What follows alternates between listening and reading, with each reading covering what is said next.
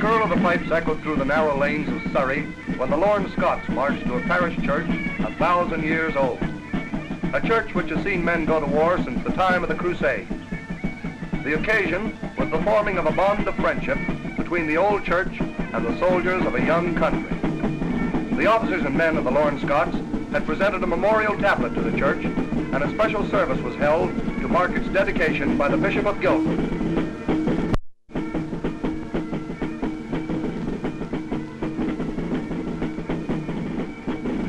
In an impressive sermon, the bishop spoke of the enduring friendship between the Surrey folk and the men of Canada who had come for the second time in a generation to fight for the rights of man.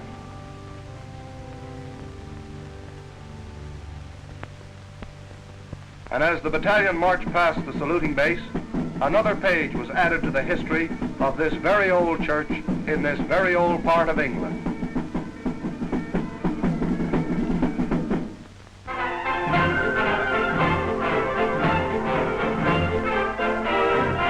General McNaughton was on hand to greet Major J.G. Tatum and other officers and men of No. 2 Tunneling Company, recently returned from Gibraltar.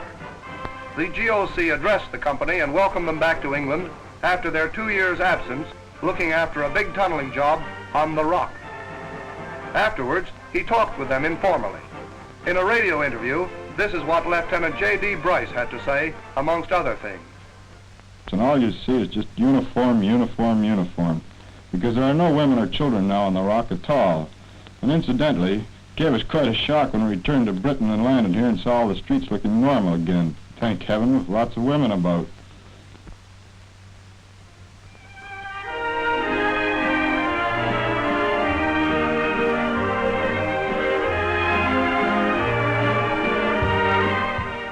The mobility of modern forces has increased the difficulty of caring for casualties with the speed which is so often a deciding factor in the saving of lives.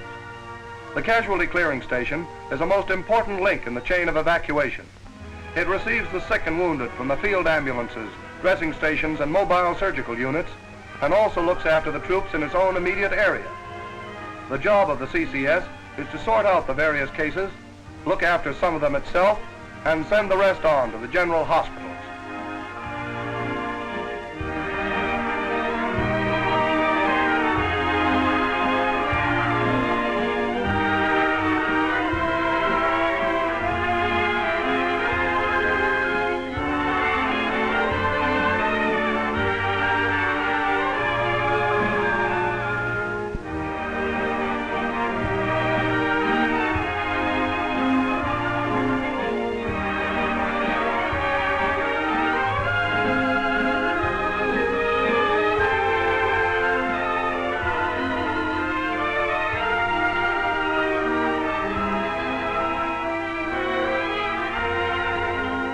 Even hospital life has its compensations, and convalescence in the grounds of a beautiful old estate is just the medicine to send a man back to his unit fresh and fit again.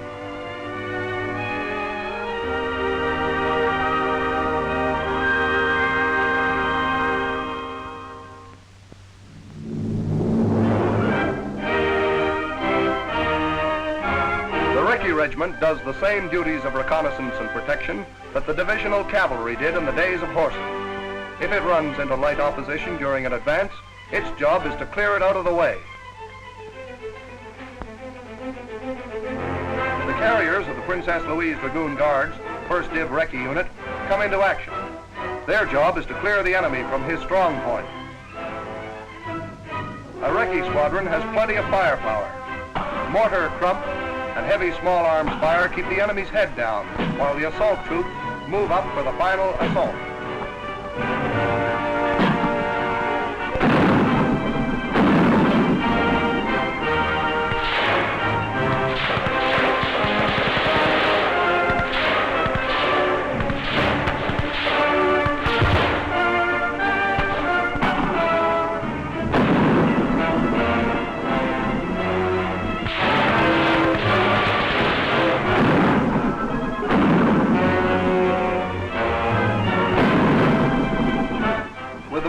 Taken, the way is clear for the screen of armored cars and carriers to move forward again and sweep the countryside.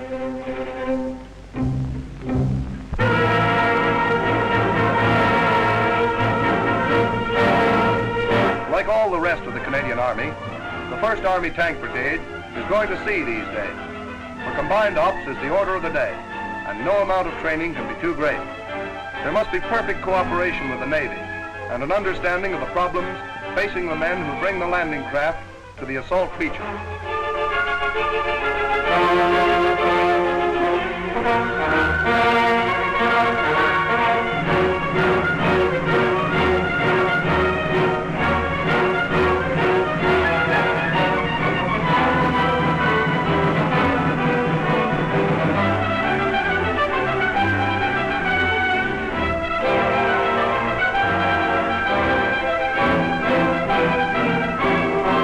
As the LCTs approach the beach, the ramps are lowered and the tanks prepare to move ashore.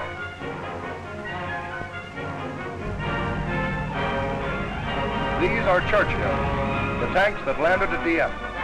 In one glorious day of battle, they gained valuable experience that helped make the landings in North Africa successful. Dieppe was a great combined ops proving ground. And remember, Jerry, next time we go to stay.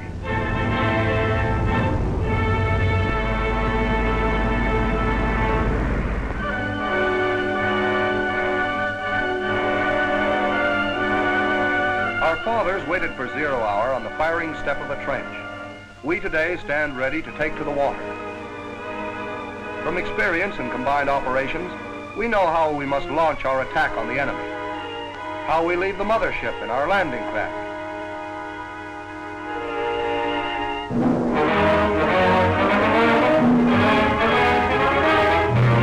How we will wait, silent, thinking of the job ahead, and of our ability to do it, our ability to handle our weapons. We remember what we were taught in battle drill. We remember our orders, check them over, visualize as best we can the coast ahead, and we think of what our lads did at Dieppe and how we are proud to carry on, to continue the job they began. Then there's something to do again, less time to think. There's the move to the assault positions on the deck, ready to take off. There's a chance to stretch muscles, look over equipment again, size up the situation from a new vantage point, have another look at the boys on the same craft, the faces of comrades, trained, skilled comrades who are going in there with you. Now we're closer. The smoke has been put down ahead, and we've got some cover from view. It won't be long now. No, it won't be long now before it's land, and not such dry land either. Land and water and smoke and the unknown ahead. And things really begin to move then, to move like a drill we all know. A fast, hard-hitting drill, a drill with the Navy and Air Force, with every weapon we've got. A drill these North Nova Scotia Highlanders are doing here. A drill that will put us on the road to victory. Happy landing!